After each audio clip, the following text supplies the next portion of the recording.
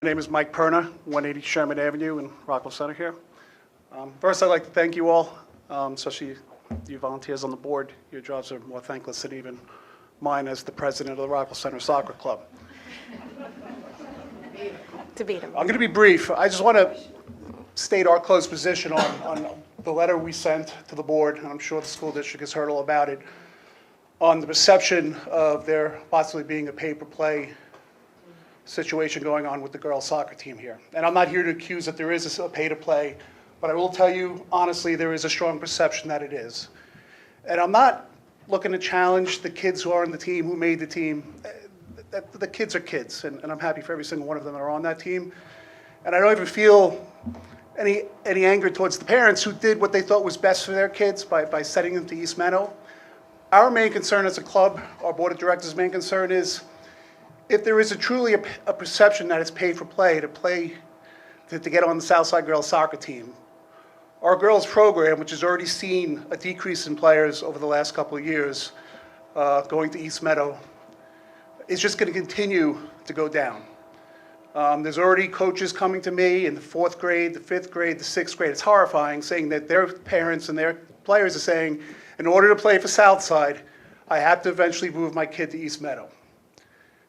That's not good. And it's not good for two reasons. One is because a program that's been around for almost 50 years in this town, a community-based program that's been very strong, is getting weakened. And it's also bad because the East Meadow Soccer Club, which some of you may or may not know, probably is about 3 times as expensive each season to participate in. So there's also going to be girls who probably just stop playing soccer.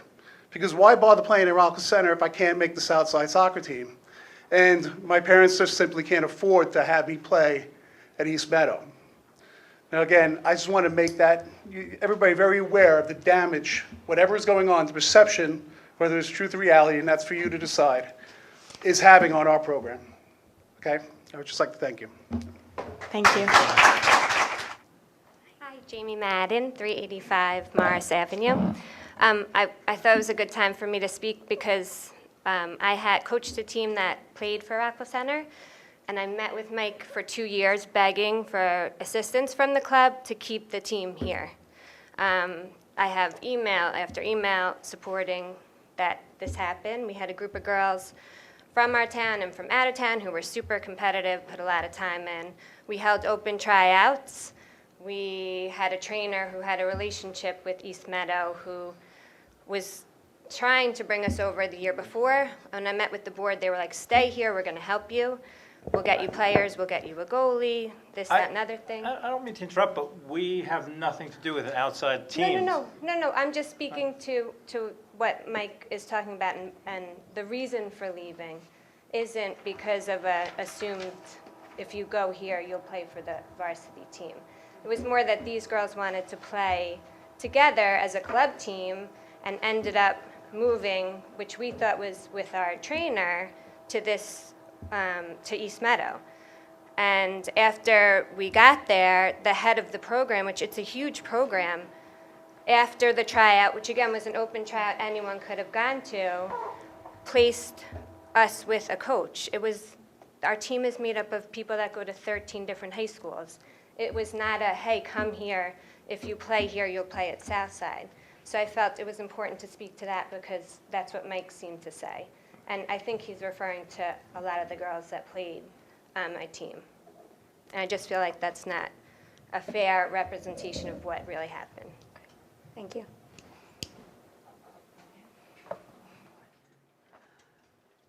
Good evening. Lawrence Farazani, 131 Dartmouth Street, Rockville Center. First, thank you all for your volunteer work. This is a thankless job you have, and I know that. And we've worn you out a bit with letters and with our arguments.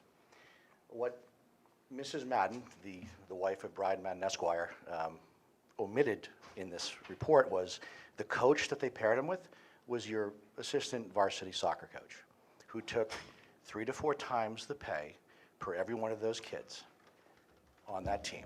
I'm just going to remind you that we're not I'm to not talk giving about any kids' names. personnel. No. But I also had mentioned we have to be very careful about speaking about personnel in particular. So I'm just Okay. going to ask you not to do that. Okay, Okay. I'll try. And I know that the board is working on this. It's just hard to sit here quietly while Mr. Perna came up here to express a concern among the community. We have voiced our concern. You guys have now published a request to try to modify your conflict of interest policy. I would submit that the policy you already have would have prohibited the conduct that we saw with your soccer team. The problem is that no one has enforced the policy. Your district administration has chosen to suspend a person. I will, Ms. Hackett, President Hackett, I will honor your suggestion that I don't give anybody's name up, but to suspend a person who, by his own admission, violated the policy by soliciting payment from your varsity players or received payment from players on Mrs. Madden's team, and instead of rectifying it, you've placed him back in the position to be a coach. You've now endorsed the problem that Mr. Perna came here to discuss. So I hope as you consider the improvements to your policy, you also factor in who is going to enforce the policy. Because respectfully, your current policy would have prohibited this conduct. It's just no one has shown the intestinal fortitude to apply it and to enforce it. Thank you.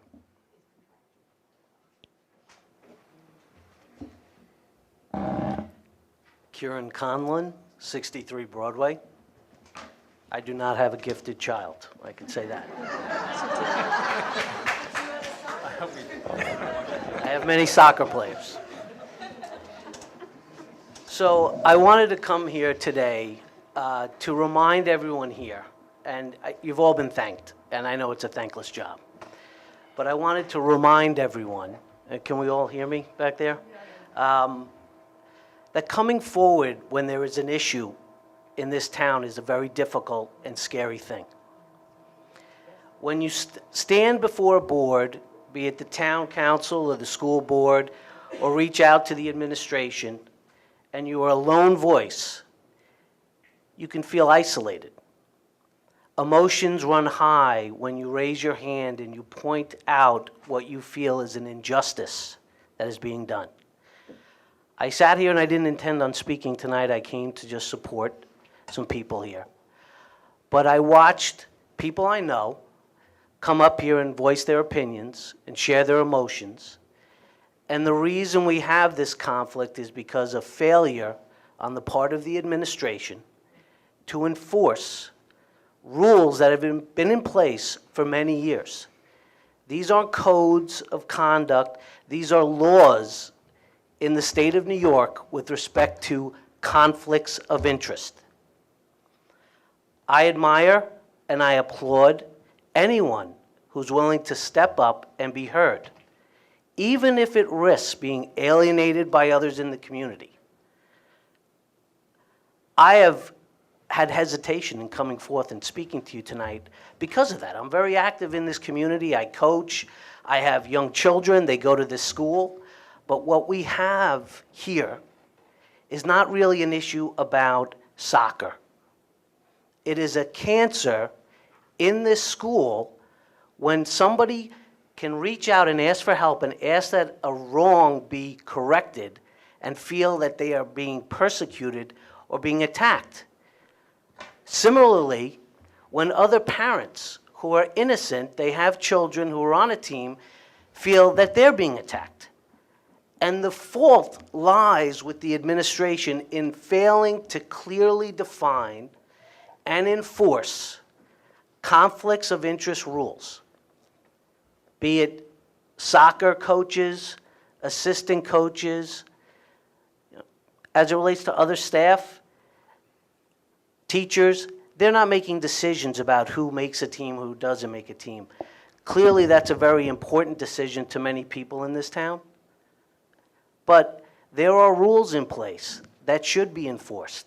And when they're not, we have this divisiveness. And when you lose the high ground when it comes to conflicts of interest, you no longer have the right to justify the end. You no longer have the right to claim it's a gray area, now we're going to clarify it. You no longer have the right to say, well, you know, the outcome was the same and it was just. It wasn't just, because the process was tainted. So I was a little bit outraged when I heard about what happened with the high school soccer teams. But it was really a symptom of a bigger problem that we have in this administration. And I'm not damning the administration, but in this arena, we failed miserably. So we need to do better. We need to have clarity. We need to remind ourselves, not the administration, but the board, what our true purpose is in ensuring that these types of rules and these codes of conduct are followed. These are self-governing regulations. It doesn't take a rocket scientist to understand what a conflict of interest is. Yes, the board should have a committee to enforce it, but it's a self-governing and self-reporting system that you raise your hand if you were part of the administration and say, there is a problem here, we need to address it. We don't kick the can down the road, because what the people who suffer are the children and the parents. We have divisiveness here that should have been avoided. This should have been cut out like any other cancer at the time, but it hasn't been. So I'd ask you all to reconsider, to look deeply into what's really going on here, and to remember, it's a volunteer position, but there are very serious and weighted issues here that go well beyond soccer. Thank you.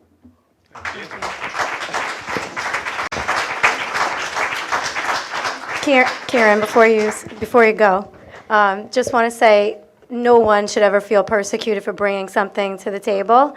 The Board of Ed is interested and wants to know so that we could have the opportunity to enforce these things.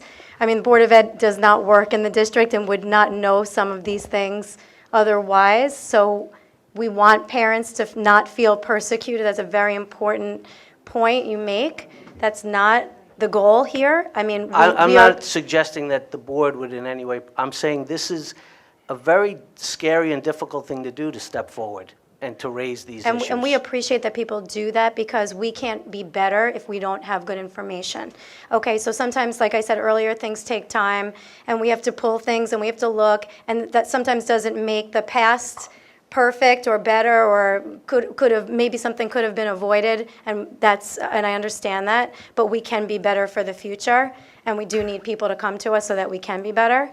So that's what the board is interested in doing, and that's why we are very seriously looking into all of these things. We've listened to everybody, we've been reading, we've had committee of the board. I mean, we have really put a lot of effort and time into this so far to make it better. So I just want to point out that, again, just to your point earlier, we just never want any person from the community to feel that they should not come forward, because that is the absolute opposite of how we feel as a Board of Education. So, Thank you. And the policy is the board's responsibility. So what this says is our responsibility. But we don't, it's reviewed, it could have been 10 years ago. So until it comes to someone coming up and saying something's wrong here, it doesn't say enough, then we get to make the decision. Then, you know, that's how we move forward on it. So we grow by, unfortunately, you know, what people perceive as a wrongdoing, and we try and make the adjustments to the policies. So that's our goal in it, to clean this up so it serves everybody in the community the right way. Thank you. thank you. Hi, good evening. Thank you. My name is Susan Lacalzi. I live at 17 Andover Road. And my daughter plays in the soccer team. She worked very, very hard her summer of her, between her 8th and 9th grade to get on the team. She continued to work very hard during the summer to get on the team. So I did not pay to any coaches for her to get on the team. And my question is, though, I understand where they talk about conflict of interest. As I understood it, the coach in question did recuse himself from the tryouts. So if that coach recuses himself and is not involved in the process, unless the allegation is that all the coaches are in cahoots, then I'm not quite understanding the conflict of interest when that one particular coach who people think that there is a conflict of interest has recused himself from the process of the selection. That's just my question. I'm not able to comment on specific personnel matters, so I'm sorry, I can't really answer your question, but thank you for the comment. But the question is about someone recusing themselves from the process, therefore it should negate the conflict of interest issue. I don't know what else I can say. Okay. Sorry. Thank you. Salvatore Romanello, 128 DeMott. The problem here is we're having a dialogue where you do not want the facts disclosed. And if someone can come up and make a statement like that, I should be able to make statements, and I won't do it, about why the process was unfair and all the facts that have been uncovered. And so, good people of this town, to say that he recused himself, come on, we all know what happened, okay? I'm not gonna get into it. Thank you. Thank you. I'll leave it there, Thank because I you. don't want my emotions to take over. But this is why you have conflict of interest rules, because it's the appearance of impropriety. The appearance of impropriety itself, okay, has to be avoided. And Mr. Conlon is right. I've been a lawyer for nearly 25 years. For me to figure out this process and just to file a basic complaint and say, look, we just want a policy changed or enforced. And by the way, you can allow it, it's fine. If you want to allow it to happen, that's fine. Just make it public so everybody knows. That's all we're asking. Make a decision, make it public so we all know what the playing field is here. And there is no transparency. We're not able to let the public know.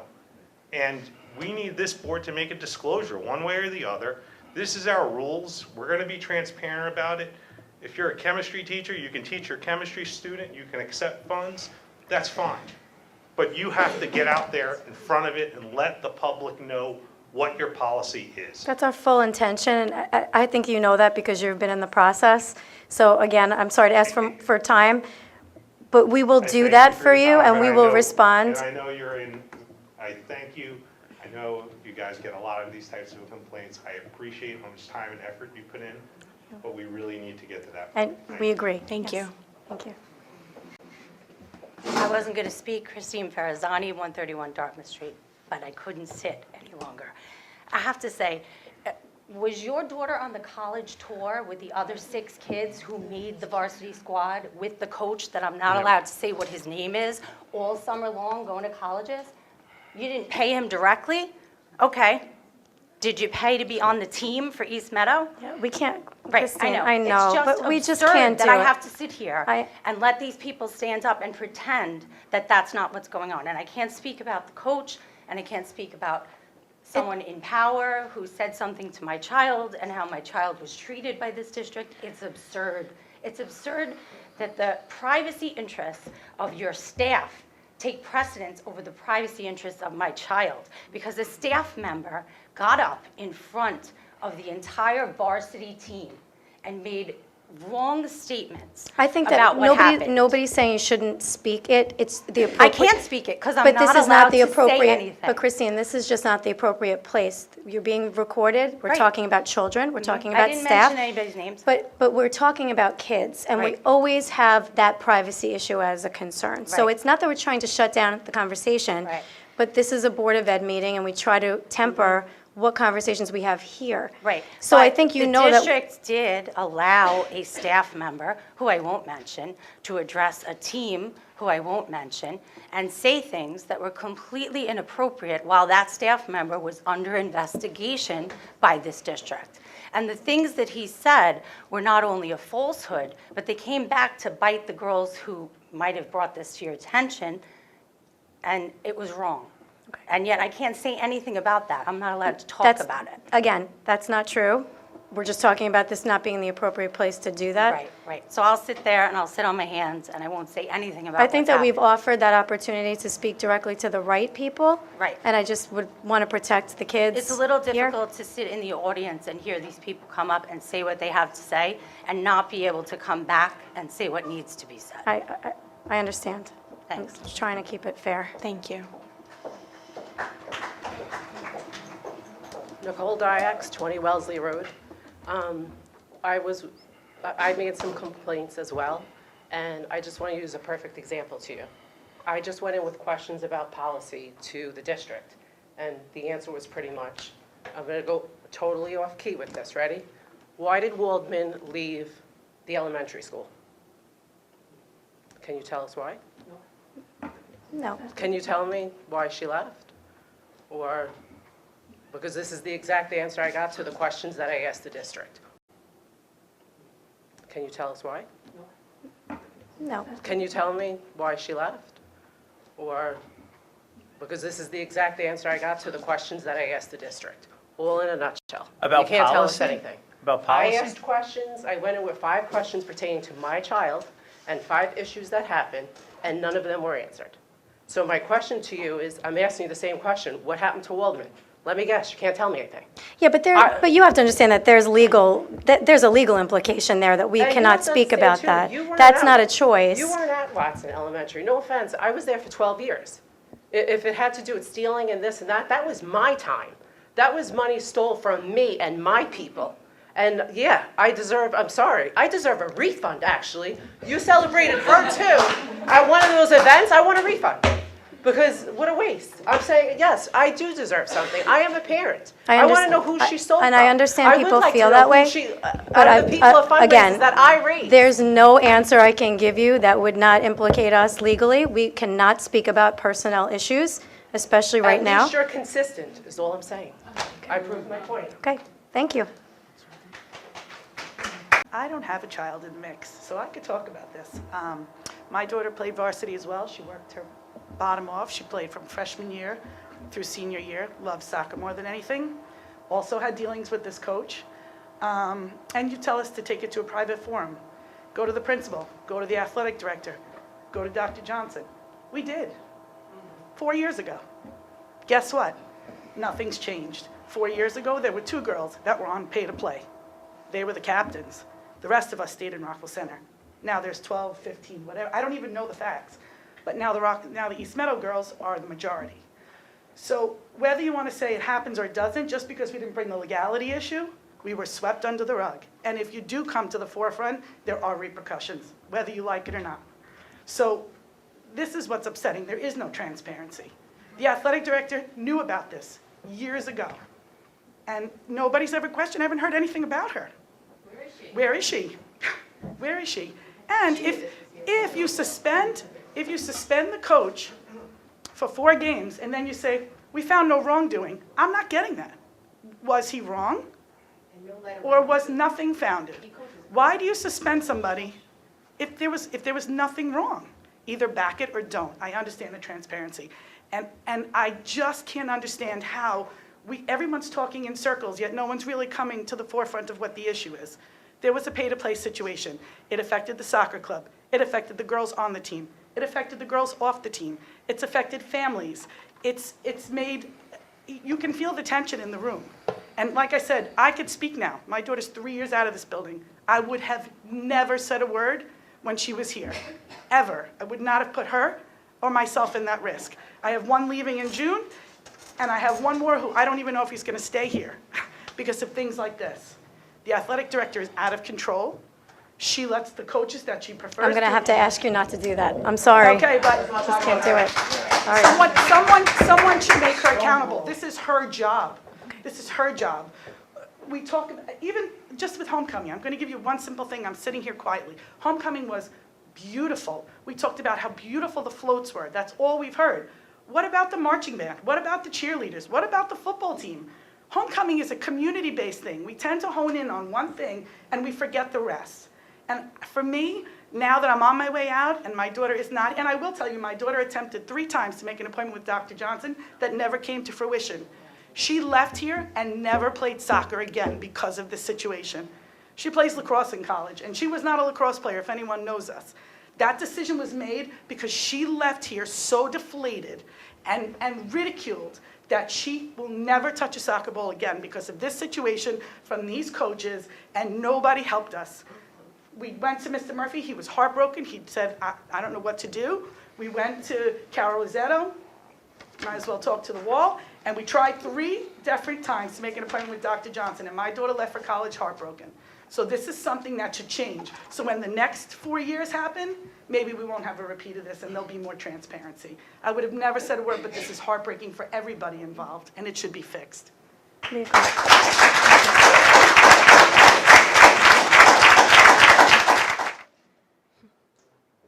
Greg Spalding, Maple Avenue, South Hempstead.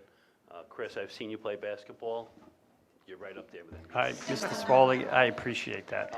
I've heard a couple words this evening, one of which being challenged, gifted. I think all our children are challenged and gifted in this district. Whether they choose a particular sport, move to a different sport, choose not to play sports and concentrate on other areas that they enjoy. A lot of those changes take place in high school. For my child, she played with Rockville Center Soccer Club. I'm gonna bring up the soccer issue, sorry. Don't be sorry. About 4 years ago, she decided she needed something a little bit more challenging. She did not go to East Meadow. She actually researched all the different clubs on Long Island and tried out for about 4 of them. So she found, not me, not my wife, she found the one that fit the challenge that she was looking for. And that was in Farmingdale. Now, I've seen a lot of her fellow teammates that she played soccer with, both in her first 2 JV years and her 2 years on varsity with Southside. In the JV years, I've seen a lot of the players that she played with and the ones that she used to play with on Rockville Center Soccer go to other teams in our district, or your cross-country team. I'm sure you've honored them for some of the records that they're breaking. Well, the top 5 record breakers are soccer players. They switched from soccer and went to cross-country.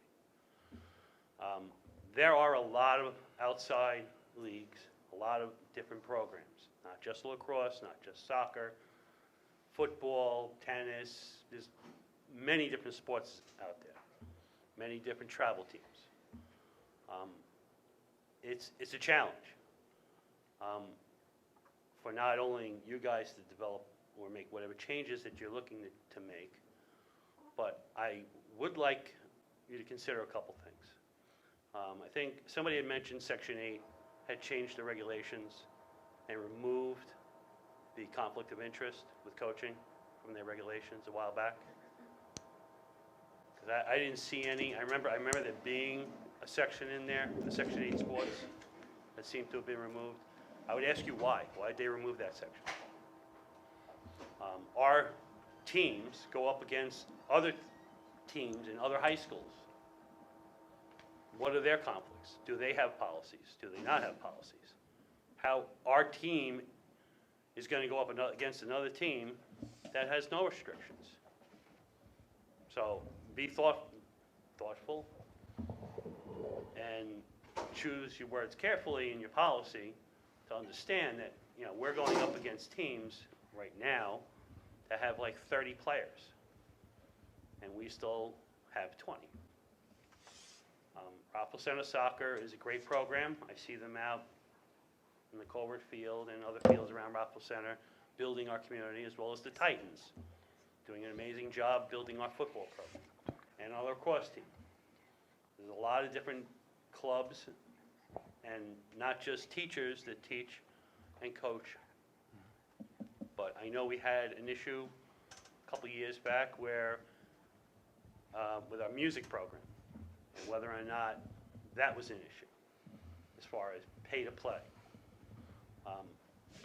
And I think the board decided back then was they had to bring a separate person to evaluate player. I'm not sure, you might remember it better than I do. Maybe that's something you need to add to the policy. Maybe there needs to be a separate evaluation. Maybe the kids need to know what the process is. I've, like I said, 4 years, actually longer, because I have other kids that have already graduated.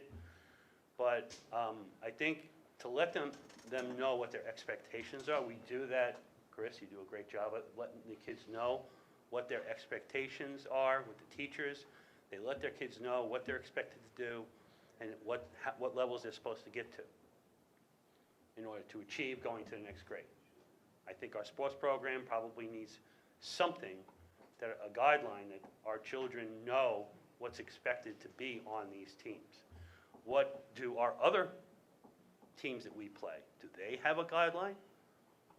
I mean, they seem to have very large teams, which was, shocking to me. Every team that we went up against has enough relief players, and we have a very small amount of relief players. Granted, we're dealing with injuries. As far as pay to play, my daughter's been on varsity for 2 years. I have not experienced any pay to play out of my pocket. I would be offended, being a prior board member, for even being presented anything like that. So I have not seen that. I do know there are other members on the team that are not affiliated with East Meadow or that coaching scenario. So it's not the whole team, small section of the team that might or might not be affected. I don't know. We're not privy to whatever the administration looked at. And I understand that legally wise. So, and that's it. Other thing, I'm noticing a change around the district. Some of the buildings are looking really good. The outside of the buildings, nice. High school, administration building, Colbert,